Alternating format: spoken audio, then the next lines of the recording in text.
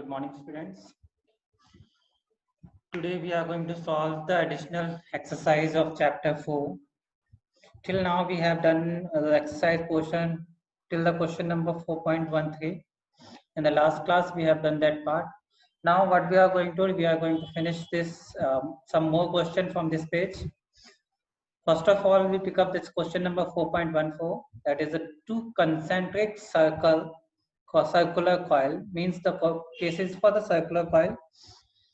Nearby to that question, I have drawn a figure that will help you. We have taken two circular coil, name one is X and other is Y. They have a radius of 16 and 10 centimeter respectively. That means the outer circle X has a radius of 16 and the inner circle Y has a radius of 10 centimeter. They lie in the same vertical plane.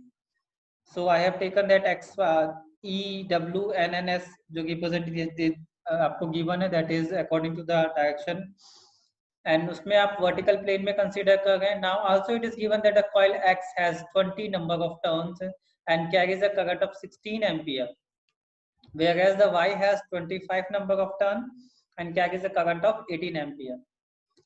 The sense of the current in the X is anti-clockwise, means the direction of current is in X is anti-clockwise, whereas in clockwise it is Y. For the observer looking at the coil facing west, give the magnitude in the direction of the net magnetic field due to the coil at its center. You have to find the magnitude and the direction of the net magnetic field due to two coils at their center. An observer is facing toward the west. Now what we are going to do, we have to find the magnetic field due to the coil 1, then we have to find magnetic field due to the coil 2, and then we have to find resultant of the two. Since current is moving in opposite direction, जब current opposite direction में होता है तो आपकी net magnetic field में minus आता है, and when they are moving along the same direction, net magnetic field आपकी add up हो जाती है. एक सिंपल सा आपने सिचुएशन देखा था, when there are two parallel wires having the current in same direction, तो आपका क्या होता था, नेट मैग्नेटिक फील्ड जो आप निकाल गए थे वो एड अप हो जाएगा था, नेट मैग्नेटिक फोर्स भी एड अप हो जाएगा था. और जब दोनों अपोजिट डायरेक्शन में होता है तो आपका रिपेल हो जाता है, एंड उस केस में आपका नेट जो फील्ड आती है तो उसमें सबसेक्शन आ जाता है. तो फिलहाल हम उसी को फॉलो अप कर रहे हैं. And we use right hand thumb rule also to identify the direction of the magnetic field for the coil 1 and coil X and coil Y. Moving to the next page. For the solution part, I come to this page. The question is quite clear and the figure is clear to you, I think. The outer ring is X, inner ring is Y. They have direction of current. One is anti-clockwise, another have clockwise direction. Radius is also mentioned there, 16 centimeter, 10 centimeter. You have to convert it into meter by division with 100. Number of turns in both the coils are given and the current is given to you. Now the magnetic field in X coil is given by the relation mu naught n x I x and radius of the X coil. तो उसके लिए हमने value substitute की है, calculate करना है आपको, Tesla में इसकी वैल्यूज आएंगी. That is toward the east. And why toward the east? Just hold your right hand in such a way that thumb shows the direction of current downward. Then your fingers की जो कर्वलिंग है, जो fingers आपकी curl finger है, वो आपको एक indication देंगे डायरेक्शन की. That is toward the face of east. That means magnetic field किस तरफ जाएगी, ईस्ट की तरफ जाएगी. So I have mentioned it that toward the east. When we are discussing about the Y, the inner loop, inner circle हम कह सकते हैं, then we have substituted mu naught ny and ny and then divided by 2ry. Substituting करेंगे इनकी values को and we got something value which is represented with question mark and the unit Tesla. Calculate करके आप इनकी value निकालेंगे and the direction of the net magnetic direction of this magnetic field due to coil 1 coil Y is toward the west. Just again you have to use right hand thumb rule in such a way that the thumb is showing in upper direction, then direction of finger is toward the west. So net magnetic field is what? by minus bx. अब by minus bx ही क्यों लिया? Because y has a shorter distance. So इसका magnitude जो हो जाएगा, numerator part जो हो जाएगा वो डिवीजन, जब स्मॉल होता है डिविडेंड आपका जो स्मॉल होगा तो आपका टोटल सम सॉल्व करने पे प्रॉब्लम के जो न्यूमेरिकल वैल्यू है that is greater, and R X तो आपका वैसे ही ग्रेटर है, तो उसका टोटल फैक्टर जो आएगा वो लेस देन आ जाएगा, इसीलिए हमने B Y minus B X किया है। सो बी वाई में से बी एक्स को आप माइनस करेंगे, that is the result of the magnitude of the magnetic field, and the net direction is toward the west. Coming back to the question,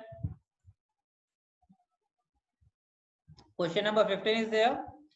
A magnetic field of 100 Gauss, 1 Gauss is equal to 10 minus 4 Tesla, is required, which is uniform in a region of the linear dimension about 10 centimeter and the area of cross section about 10 to the power minus 3 meter square. The maximum current carrying capacity of the given coil of wire is 15 ampere, and the number of turn per unit length that can be wounded around a core is at the most of 1000 turns per meter. Suggest some appropriate design, particularly for the solenoid, for the required purpose. Assume that core is not a ferromagnetic. सबसे पहली बात आपको question में क्या दिया है, solenoid. For the case of solenoid, magnetic field is given by B is equal to mu naught Ni. Clear. अब हम क्या कर रहे हैं, हमें क्या करना है, इसके लिए एक सिस्टम बनाना है सोलेनॉइड के लिए, जिसमें हमें डायमेंशन खुद बतानी है उसकी, and everything is given, you are given that number of, आपको टर्न्स देगा क्या पर यूनिट लेंथ, मतलब आपको n डिफाइन किया गया है, n स्मॉल n जो था वो number of turn per unit length था, तो ये आपको डिफाइन कर दिया गया है। And mu naught is the permeability of the free space, B magnetic field आपको दिया है 100 gauss, that is 100 gauss into 10 to the minus 4 Tesla, and using that आपके पास एक रिलेशन बनता है B by mu naught is equal to Ni। यहाँ पे आप रिलेशन देखेंगे, म्यू नॉट को आप डिवाइड में ले जाएंगे, B by mu naught is equal to Ni। So substitute the value of B, which is 100 into 10 to the power minus 4 Tesla divided by mu naught 4 pi into 10 to the power minus 7। Solve करने पे आपके पास एक numerical value आएगी which is roundly about 8000 के कुछ आसपास आएगा, actually it is 799 something, तो उस वैल्यूज को हम राउंड ऑफ करेंगे तो अबाउट 8000 हमको मिलेगा, तो वो आपके पास एक्सप्रेशन आएगी, that means n into y is nearly equal to that 1000 factors। वहां से आपको क्या करना है, ni का प्रोडक्ट क्या आना चाहिए, 1000 आना चाहिए, 10 था, हाँ सॉरी, मैं आपको दिखाता हूँ उसकी रिलेशन क्या आएगी, about 8000 आएगा, and you have to arrange the data according to that। look at this, यहाँ पे b is equal to mu naught ni निकाला, and n की वैल्यू आपकी क्या आएगी, 8000 एम्पियर पर मीटर आएगी, that is the product of n and i। मतलब आपको क्या देखा है, नंबर पर यूनिट लेंथ जो होंगे, number of turn per unit length, and current का जो मल्टीप्लीकेशन आएगा that should be about 8000 ampere per meter। Now the question is there ki what are the dimension of that solenoid। now just imagine if n is if I is taken to be 10 ampere, अगर मैं I को 10 ले लेता हूँ, so n should be 800, so that कि ni की value जो है वो नियरली 8000 के आसपास आ जाए। we may take I as 10 ampere, then n becomes 800। The given solenoid may have a length of 50 centimeter having 400 turn। अगर मैं 50 सेंटीमीटर की लेंथ यूज करता हूँ, 50 सेंटीमीटर की लेंथ यूज करता हूँ, then it is having about 400 turns.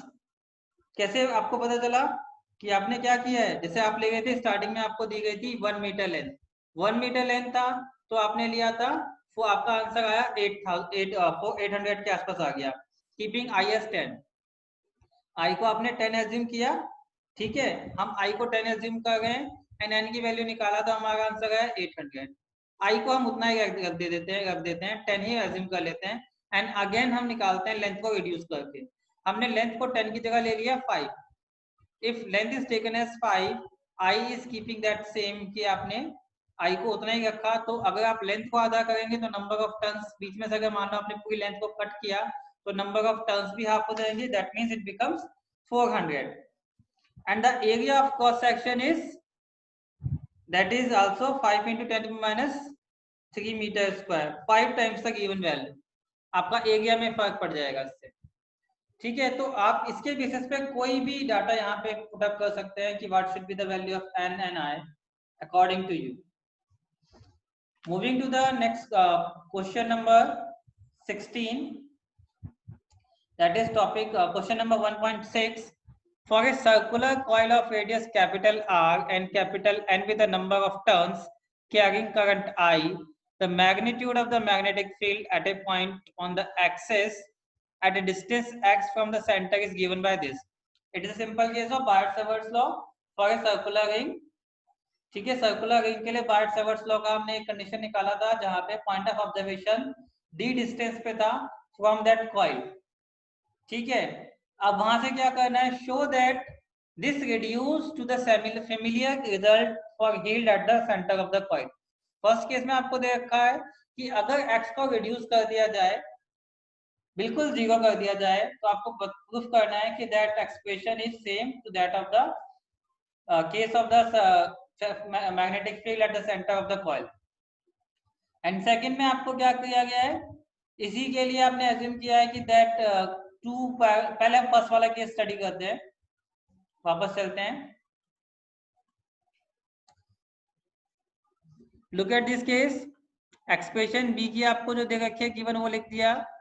x is any point at a distance x, suppose क्या p is point या q को आप पॉइंट एज्यूम कर सकते हैं x डिस्टेंस पे कॉइल से. So if that x is goes to be 0, then this expression में आपका x 0 हो जाएगा and you left with r square to the power 3 by 2, where power of 2 and 2 can cancel and the expression left is mu naught I r square and divided by 2r cube. r square से r cube cancel होगा and you left with mu naught I and divided by 2r, which is the expression for the magnetic field due to a circular coil at its center.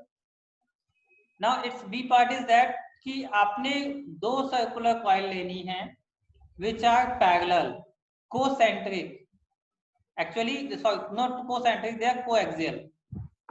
आप statement पढ़ेंगे, there are to consider two parallel coaxial circular coil of equal in radius, that's why I am taking same radius r, capital R and capital R, and the number of turns are same, capital N, carrying current in the same direction, दोनों की direction of current की same है. I have taken it anti-clockwise in both the cases and separated by a distance of r. Now it is given that two coils are also separated from each other, means center of the first coil and center of the second coil is also separated by a distance of capital R. So I have drawn that ring or that circular loop in vertical plane. First is coil 1, then is coil 2. And उसकी expression सब कुछ यहाँ mention की गई है. And the separation between the two coil is also capital R. Show that the field on the axis around the mid point between the coil is uniform over a distance is small as compare to R. And एक relation आपको दिया, आपको वो proof करनी है. तो मैं इसको एक्सप्रेशन को केवल आपको हिंट देने के लिए सॉल्व किया है, कंप्लीट सॉल्यूशन मैंने नहीं दिया आपको. Magnetic field at point Q, this point Q is outside. Suppose this point is at a distance of d from the midpoint of the center. Like जो लाइन आप दोनों को मिला गई थी, उनका मिडिल पॉइंट जो है वहां से लेके Q तक का डिस्टेंस आपने d एज्यूम कर लिया. So अगर मैं मैग्नेटिक फील्ड कॉइल 1 के कारण निकालता हूं, then this distance plus capital R. ठीक है, ये डिस्टेंस और कैपिटल R यहाँ पे इन्वॉल्व हो जाएगा. एंड x की जगह हम रिप्लेस किससे कर देंगे, r/2 प्लस d कर देंगे. why we are taking r/2? because mid point is there and small d is the distance of mid point from the point Q. so ऊपर वाली एक्सप्रेशन में x की जगह आपने क्या किया, r/2 प्लस d कर दिया एंड एक्सप्रेशन को ऐसे एज इट इज पुट कर दिया. नेक्स्ट एक्सप्रेशन में आपने b2 लिया है, सेम एक्सप्रेशन होगा कॉइल 2 के लिए, but this time d minus r/2 को क्या कर देंगे, माइनस कर देंगे, d में से एक्सप्रेशन को फिर सॉल्व करेंगे. एंड उसके बाद अब दोनों एक्सप्रेशन को ऐड कर रहे हैं. अब क्यों ऐड किया हमने, because direction of current in the two coil is same. अगर ये अपोजिट होती then there must be a minus sign. Since they are in the same direction therefore we have to add. Now you have to add this expression and using binomial आप इसको expand करेंगे और binomial expansion के बाद इसमें आपको approximation लगानी पड़ेगी, that is small d by capital R is very less than 1. Small d by capital R is very less than 1. Therefore, the higher power is also neglecting, and you got that result जो आपको expression दिया गया है NCERT. Try to do this. If it is not possible to solve by you, then ask me again. Coming back to the question number 17, 4.17. The toroid has a core of inner radius 25 centimeter. Now this time there is a toroid. If we take a solenoid and उसको किसी ring के about में fold कर दूं, तो it becomes a toroid. So it has two radius, inner and outer. The toroid has core non-ferromagnetic material. It has an inner radius of 25 and the outer radius is of 26, around which 3,500 turns of the wire are wounded. If the current in the wire is 11 ampere, what is the magnetic flux? अब सबसे पहले हम toroid की बात करते हैं. Toroid के case के अंदर आपका जो मैग्नेटिक फील्ड आता है, it is none other than just like solenoid, mu naught N I आता है आपके पास. तो म्यू नॉट एन आई हम यहाँ पे ट्रीट करेंगे. नेक्स्ट थिंग इज देयर कि जो स्मॉल एन होता है which is nothing but number of turn per unit length. ठीक है, स्मॉल एन जो एक्सप्रेशन है उसमें स्मॉल एन जो होता है number of turn per unit length होता है. So expression becomes b is equal to mu naught, small n को रिप्लेस करें कैपिटल N बाय L से इनटू I. अब आपके पास टर्म आती है कि इसने पूछा है what is the magnetic field outside the toroid. Outside क्या होता है? आउटसाइड तो मैग्नेटिक फील्ड क्या होती है? जीरो होती है. टोरॉइड में या सोलेनॉइड में भी आप देखते हैं आउटसाइड जो आपका फील्ड आता है वो क्या होता है? जीरो होता है, क्योंकि विद इन दैट सोलेनॉइड आपका मैग्नेटिज्म होता है. आउटसाइड तो कोई मैग्नेटिज्म ही नहीं होता. ठीक है, रीजन क्या था आपका? आप डायरेक्शन देख सकते हैं सरफेस एरिया की ds वेक्टर की या b वेक्टर की, तो उसके हिसाब से आप निकाल सकते हैं, क्योंकि b डॉट ds आप निकालते थे Gauss law, sorry Ampere circuital law में. तो b dot ds is equal to nothing but b ds cos theta आता था, एंड वहां पे 90 डिग्री का फैक्टर आता था जिससे आपका प्रोडक्ट जीरो हो जाता था. तो वही चीज यहाँ पे भी अप्लाई कर सकते हैं, and that other part is going to be zero. So outside the toroid the magnetic field is zero. Inside the core of the toroid अगर हम बात करें, अगर कोर के इनसाइड की बात करें टोरॉइड की, then capital B is equal to mu naught N I and mu naught capital N I divide by small l, where L is what? L is the length, and length किसकी? आपकी जो आपका circumference है, outer ring का और inner ring का. For outer ring it is 2 pi r1 and for the inner ring it is 2 pi r2. तो हम दोनों का क्या करेंगे, यहाँ पे एवरेज निकाल लेंगे r1 और r2 का हेल्प से, एंड लेंथ की वैल्यू हो जाएगी 2 pi r1 plus 2 pi r2 and whole divided with 2. Then after that find the value of capital B. Substitute करके वैल्यूज को आपको क्या मिल जाएगा? मैग्नेटिक फील्ड इनसाइड मिल जाएगा. C point is there in the empty space surrounded by the toroid. अगर empty space surround कर रहा है toroid को तो क्या फील्ड होगा? Again the result is zero. For this I am going to the slide. Look at this. ये आपका एक्सप्रेशन है एंड सॉल्यूशन आपको दिया गया है, जहां पे आपने L को कैसे निकाला है? 2 pi r1 plus 2 pi r2 लिया, डिवाइड बाय 2 कर दिया, एवरेज ले लिया आपने लेंथ का एंड उसके हिसाब से सॉल्व कर दिया इसको. Coming back to the question portion, this is question number 18. Now this is for you to answer. ये आपका होमवर्क क्वेश्चन है. Answer the following question. The magnetic field that varies in magnitude from point to point but has a constant direction. एक magnetic field है जिसकी strength जो है point to point change हो गई है, बट उसकी डायरेक्शन सेम है. सपोज ईस्ट टू वेस्ट है. Is set up in A chamber. A charge particle enter the chamber and travels undeflected. Charge particle आता है और विदाउट किसी डिफ्लेक्शन के क्या होता है? स्ट्रेट पाथ से फॉलो चला जाता है with constant speed.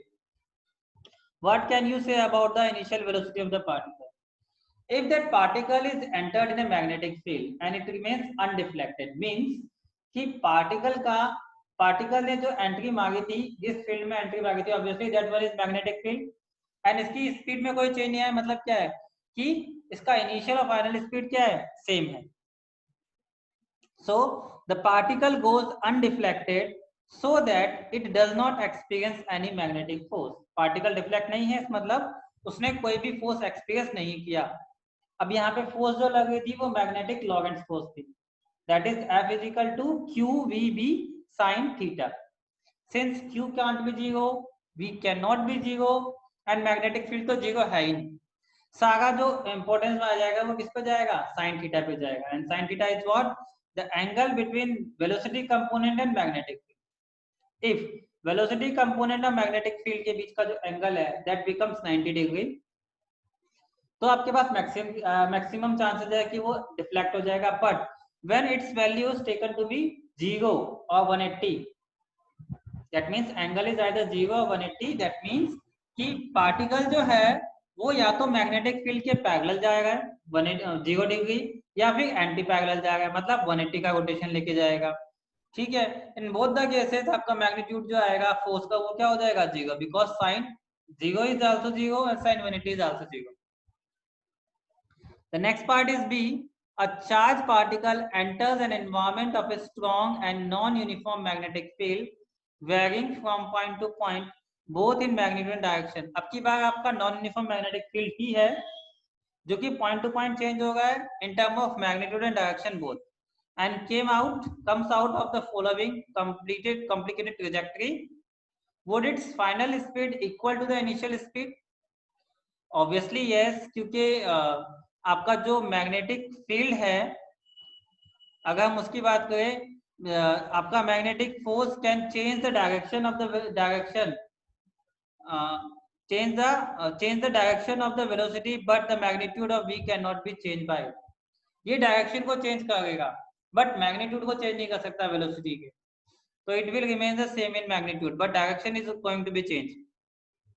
And the C part is also there. An electron traveling west to east enters a chamber having a uniform electrostatic field. Now this time there is electric field also present. पहले में magnetic field ही present किया गया था, अब की बार electric field भी present किया गया है in north to south direction. Specify the direction in which a uniform magnetic field should be set to prevent the electron from deflecting from its straight line path. Straight line path से deflect कर गया आपका electron, that means कि यहाँ पे electric field का effect आपके electron पे होगा और ये उसको अपनी तरफ अट्रैक्ट करेगा. तो for the help I have drawn a figure, जिससे आपकी थोड़ी बहुत हेल्प कर सकता है, बाकी आप खुद ही एक्सप्लेन करेंगे. It is not there. क्या करना है आपने एक इलेक्ट्रॉन का ट्रेजेक्टरी बनानी है एंड उसके ऊपर आपको इलेक्ट्रोस्टैटिक फील्ड के लिए दो लाइन ड्रॉ कर देना. One is positive plate, another is negative. So there must be an electrostatic field from positive point to negative point. Now when the electron enter, उस ट्रेजेक्टरी में जब इलेक्ट्रॉन एंटर करेगा तो इलेक्ट्रॉन खुद एक negative charge है और आपकी प्लेट जो है पॉजिटिव चार्ज होगी, तो इलेक्ट्रॉन पॉजिटिव प्लेट की तरफ अट्रैक्ट हो जाएगा. ठीक है. If it is enter into the electric field, but if it enters into the magnetic field it remains undeflected. अगर इलेक्ट्रिक फील्ड में तो आपका क्या आएगा, ये डिफ्लेक्शन आएगा, लेकिन अगर वो मैग्नेटिक फील्ड में, only in magnetic field, then again it becomes angle जो होगा आपका थीटा जो हो जाएगा वो 0 हो जाएगा और 180 हो सकता है, एंड उसके अकॉर्डिंग आपका मैग्नेटिक फील्ड क्या हो जाएगा, अगेन 0 हो जाएगा. तो उनका कंबाइन इफेक्ट आपको बताना पड़ेगा यहाँ पे क्या होगा. So I think you can do this part. Question number 18 आपका होमवर्क है, वो आप फिनिश करेंगे. I am stopping today's class.